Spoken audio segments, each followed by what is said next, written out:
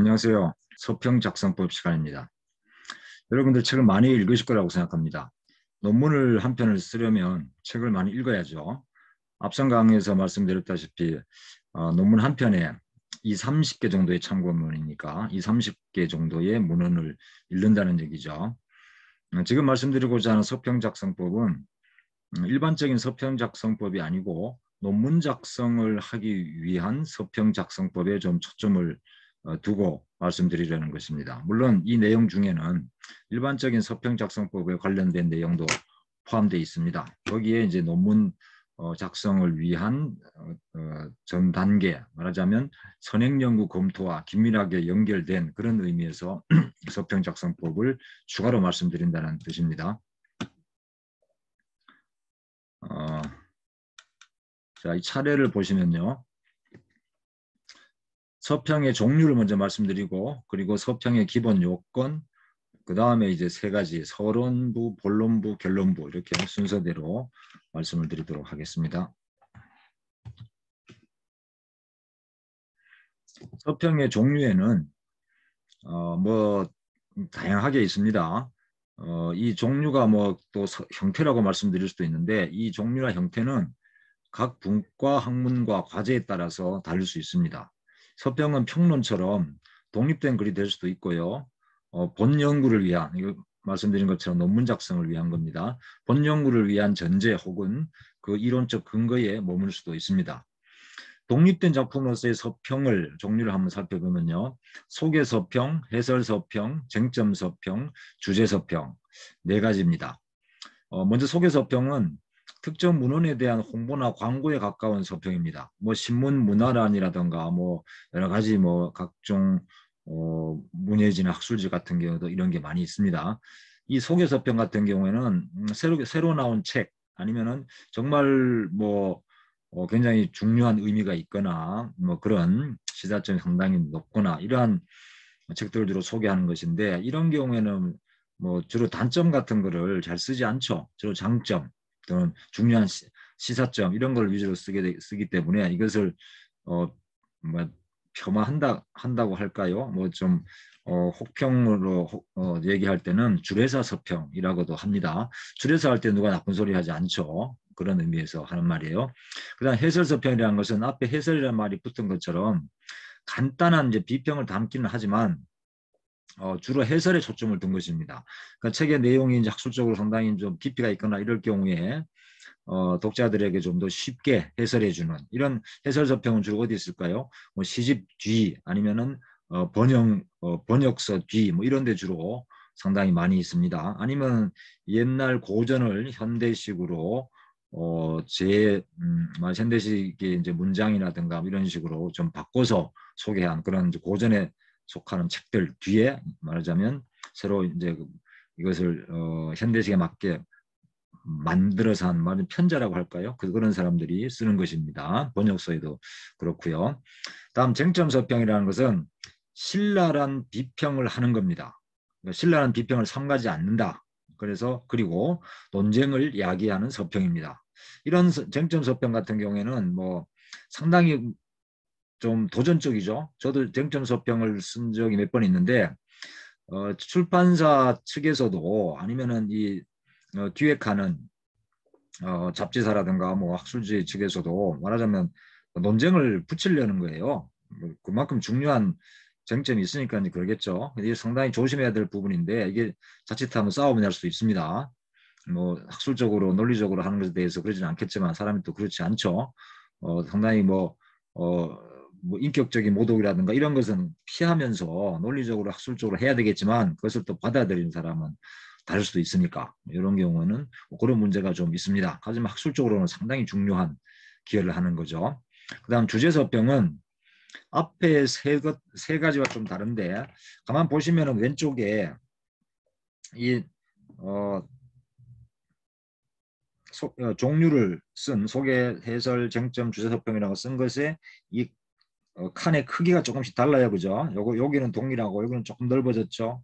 여기는 더 많이 넓어졌습니다. 일부러 제가 이렇게 만든 것인데, 왜냐하면 보통 소개서평은 아까 말씀드린다시피 신문에 나오듯이 간단한 소개하는 거기 때문에 잘 씁니다.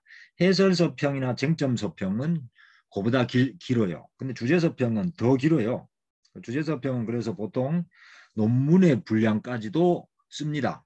실제로 그래서 주제서평은 뭐 학계에서도 이것을 논문으로 인정해 주기도 하고요. 특정 주제 관련 문헌들을 하나가 아니고 여러 개 수집해서 논문의 분량과 형태까지 그 정도의 분량으로 작성한 서평을 얘기하는 겁니다. 소개 서평, 해설 서평, 쟁점 서평은 대개 문헌 한 개에 대해서 합니다. 물론 두세 개에 대해서도 할 수 있습니다. 그렇지만 대체적으로 문헌 한 개에 대해서 하는 것이고, 주제 서평은 두세 개조차도 아니고 좀 더 두세 개보다는 많습니다. 물론 두세 개 정도로도 주제 서평이 불가능한 건 아니에요. 하지만 이것은 문헌에 대해서 한다기보다는 서평이니까 뭐 기본적으로 문헌에 대해서 하겠죠. 하지만 주제라는 것이 더 부각되는 겁니다. 그래서 특정 주제를 잡아서 이 주제를 다룬 모든 문헌들을 다 수집해서 그것을 분류하고 또 비평하는 그런 것입니다. 지금 들어보시니까 어때요? 주제서평은 그러면 한 주제를 가지고 우리가 연구한다면 그걸 논문이라고 하잖아요. 그러면 논문의 앞에 그러니까 이 논문의 주제에 대해서 기존에 있었던 모든 연구들을 수집해서 비판적으로 검토한 게 뭡니까? 그게 선행연구 검토잖아요. 기존 연구 검토. 자, 그렇다면 주제 서평은 분량에만 차이가 있을 뿐이지 사실상 선행연구 검토와 거의 동일한 것이라고 할 수 있겠죠. 논문에 들어가는 선행연구 검토는 분량이 뭐 잘해야 한 페이지, 두 페이지 사이겠죠. 주제 서평 이 자체가 논문의 분량만큼 길기도 하다 그랬잖아요. 그런 차이는 있다는 겁니다. 자, 그렇게 간단하게 네 가지 서평의 종류를 살펴봤습니다. 자, 이제 서평의 기본 요건을 볼까요? 서평에도 서론, 본론, 결론의 형식이 있습니다. 이건 뭐 서평뿐만이 아니고 논문은 말할 것도 없고요. 모든 글이 다 서론, 본론, 결론의 형식이 있습니다. 그런 흐름들이 있어요. 그렇지만 뭐 평론 같은 것도 마찬가지고요. 감상문 같은 것도 마찬가지고요. 거기다가 서론, 본론, 결론 이런 제목을 달지는 않죠. 더구나 분량이 짧은데 이런 제목을 달면은 사실상 지면 낭비가 돼요. 물론 보통 한 페이지나 한 페이지 반 정도 되는 분량이라면 한 페이지 반도 좀 적은 분량은 아닙니다. 그 정도까지는 중간중간에 뭐 이따 신문에 하면 카피라고도 하는 조그만 작은 제목들 있잖아요. 줄이 쭉쭉 이렇게 글이 써지면은 그 중간에 작은 제목을 달고 또 쭉 쓰고 작은 제목을 달고 한 페이지 정도 안팎의 글에다가 이런 제목도 잘 달지 않습니다. 이것은 서론, 본론, 결론의 흐름이 아니라 해당되는 부분의 핵심적인 내용을 간단히 요약해서 달아주는 그런 제목이죠. 이런 것을 뭐 카피라고도 하잖아요. 이런 서론, 본론, 결론은 제목이 아닙니다. 이런 것도 짧은 글에는 잘 써주지 않는데 하물며 서론, 본론, 결론이라는 것을 짧은 글에 달아주는 것은 별로 좋지 않습니다. 다만 그러한 형식, 흐름이 있다는 것을 말씀드리는 거고요. 자, 서평에는 줄거리를 쓰지 않습니다. 책에 줄거리를 쓰지 않습니다. 영화평론도 마찬가지죠. 줄거리를 쓰지 않습니다. 또 감상문이라는 건 뭡니까? 감상문은 굉장히 주관적인 토로가 많은 겁니다. 주관적인 감상이에요. 그런데 서평에는 평이란 말이 들어가요. 평. 이 평론은 논평, 평론, 비평 이런 말이죠. 그러니까 논리적으로 따지고 분석하는, 평가하는 그런 작업이 들어가는 겁니다. 그러니까 감상문보다는 굉장히 객관적인 방식으로 써야 되겠죠. 물론 영화 평론이라든가 이런 평론은 논문과는 좀 달라가지고 주관적인 토로가 어느 정도는 허용이 됩니다. 하지만 그것이 객관성을 현저하게 상실할 정도가 돼서는 안 됩니다. 논리적 설득력은 가지고 있어야 돼요. 아직 어느 정도는 허용이 될 수 있다. 그럼 그 정도 이해하시고요. 가능하면 쓰지 않는다라고 생각하는 것이 더 좋습니다. 자, 줄거리를 쓰지 않는다고 말씀드렸어요. 그런데 이 서평은 앞에서 잠깐 말씀드렸죠. 독립적인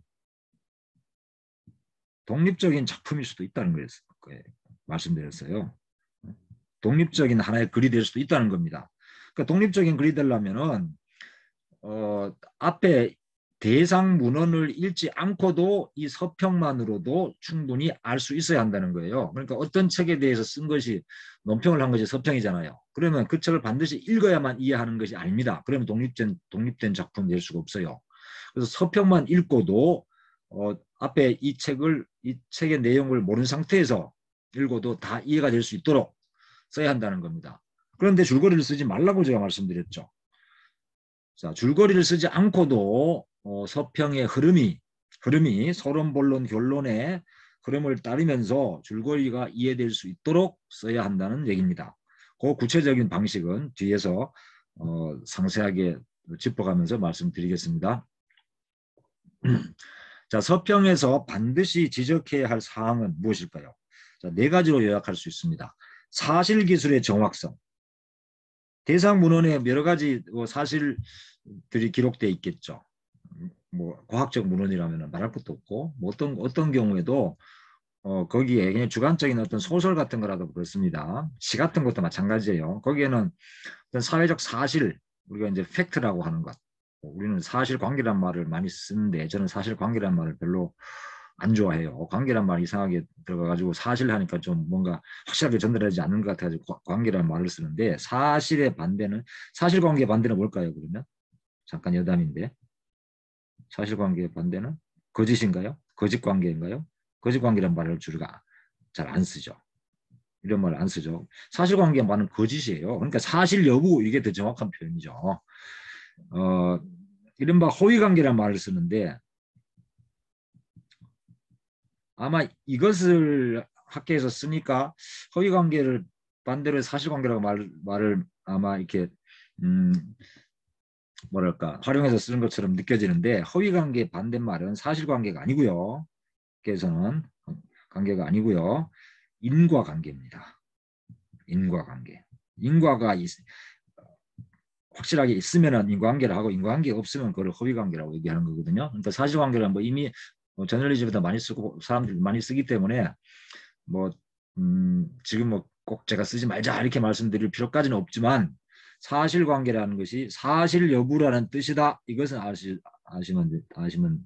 좋겠습니다. 그러니까 팩트를 얘기하는 것입니다. 자, 그런 어떤 사실, 팩트의 정확성, 사실을 정확하게 기술했느냐 하는 문제예요. 이걸 따져봐야 됩니다. 어떤 문헌을 읽든지 간에 사실조차도 제대로 쓰지 않았다면 그 이후에 전개되는 분석, 설명, 뭐 판단 이런 거 다 틀렸을 거 아니에요, 그죠? 그러니까 가장 기본적인 내용이에요. 우리가 서평의 대상으로 삼을 정도의 문헌이라면은 적어도 사실 여부는 제대로 기술했겠죠. 그것을 막 가짜로 막 실험도 막 조작하고 막 이렇게 하지는 않았겠죠. 하지만 따져는 봐야 한다는 겁니다. 그럴 수도 있기 때문에. 자, 두 번째, 분석과 설명이 적확하냐. 지금 논문 작성, 연구를 위한 서평을 쓰기를 지금 말씀드린다고 얘기했잖아요. 일반 서평에서는 이런 것까지 다 따질 필요가 없을 수 있습니다. 분석 설명이 적확하냐. 어느 정도 여기까지는 첫 번째하고 두 번째는 서평, 독립된 작품으로서의 서평을 쓸 정도의 대상이라면 보통 연구 청탁이 온단 말이에요. 1번과 2번은 대부분 정확합니다. 하지만 따지는 봐야죠. 1번은 거의 정확하다고 보는데 분석과 설명은 때로 정확하지 않을 수도 있습니다. 아니면 관점에 따라서, 서평론을 하는 사람의 관점에 따라서 봤을 때는 그 논리가 아니고 분석과 설명이 적절하지 않을 수도 있습니다. 그러니까 적절한 분석 방법을 선택해서 했겠죠. 거기에 맞춰서 설명을 하겠죠. 그런 저자라면, 대상 문헌이 저자라면. 하지만 평자 입장에서는 이것보다는 더 다른 접근 방법, 분석 방법이 있는데 왜 이걸 굳이 썼을까라고 의문을 제기할 수 있다는 겁니다. 그것까지 포함해서 말씀드리는 거예요. 그래서 분석과 설명이 적확한가라고 따져봐야 되는 겁니다. 자, 세 번째는 논리적 완전성. 분석과 설명이 적확하다 할지라도 이 분석하고 설명을 한 것을 논리에 맞춰서, 논리를 뛰어넘지 않고 또는 비약하지 않고 적절하게 그 순서를 지켰느냐 하는 겁니다. 그래서 논리가 완전한가 이런 겁니다. 주로 3단 논법에 따르겠죠. 자, 네 번째는 다른 시간과 공간에서 적용 가능한가. 이게 보통 별로 반론을 제기할 정도의 문제가 발견되지 않았을 때입니다. 학생들의 입장에서 보면은 1, 2, 3번을 발견해내기가 대단히 어려워요. 그래서 보통 배우는 입장에 있기 때문에 저자의 훌륭한 책일수록 저자의 사실 여부가 팩트가 정확하게 기술되어 있고 분석과 설명도 간단할 정도로 적확합니다. 논리도 빈틈이 없습니다. 자, 그럼 어떻게 해야 되겠어요? 그렇다고 비판할 게 전혀 없습니까? 비판이라는 것은 물론 장점도 쓰고 단점도 써야 되는 거죠. 올바른 것도 쓰고 잘못된 것도 쓰는 것인데 다 올바르기만 한 것을 쓰면은 그것은 뭐가 될까요? 앞에서 했던 소개 서평, 주례사 서평은 될 수 있어요. 하지만 그것이 제대로 된 서평이라고 보기는 어렵다는 거죠. 주례사 서평을 넘어가면. 자, 그럴 경우에 굉장히 중요한 것이 네 번째입니다. 이 1, 2, 3번은 문제가 없어요. 자, 그렇다면 어떻게 이것을 비판점을 발견하느냐. 다른 강의에서 제가 말씀을 드렸던 걸로 기억하는데 자, 우리가 막스의 자본론을 봅시다. 웬만한 사람은 이 자본론의 문제점을 발견하기 어렵습니다. 읽을수록 빠져들어요. 굉장히 논리적이고 비판도 정확하고 뛰어난 정치경제학 서적이죠. 그런데 그것이 이제 100년도 더 된 책이잖아요. 그럼 그것도 서양을 중심으로 쓴 책이잖아요. 그럼 그것을 이 시대 한국에다가 적용하면 어떨까요? 과연 그것이 다 적용될까요? 훌륭한 책이지만은 적용되지 않는 부분이 많습니다. 또 굳이 지금 시대 한국이 아니더라도 시간이 걸릴수록 그래서 막스의 이론을 더 계속 발전시켜 나갔잖아요. 그래서 후기 막시스트가 있고 뭐 그 위에도 뭐 다양하게 앞에 수식어가 붙은 새로운 막시스트들이 많이 등장하고 있습니다. 바로 그런 거죠. 그래서 학문이 또 발전하는 겁니다. 그래서 다른 시간과 공간에 적용을 해보면 적용되지 않는 측면들이 드러납니다. 그것을 써주는 거죠. 그래서 마지막에 우리가 서평에서 밝혀야 할 기본 요건입니다. 여기까지 서평의 종류와 기본 요건에 대해서 말씀드렸습니다.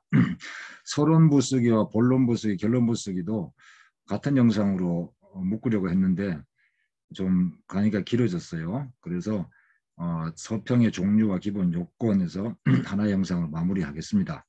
서론부, 본론부, 결론부 쓰기는 이어서 다음 영상에서 말씀을 드리겠습니다. 감사합니다.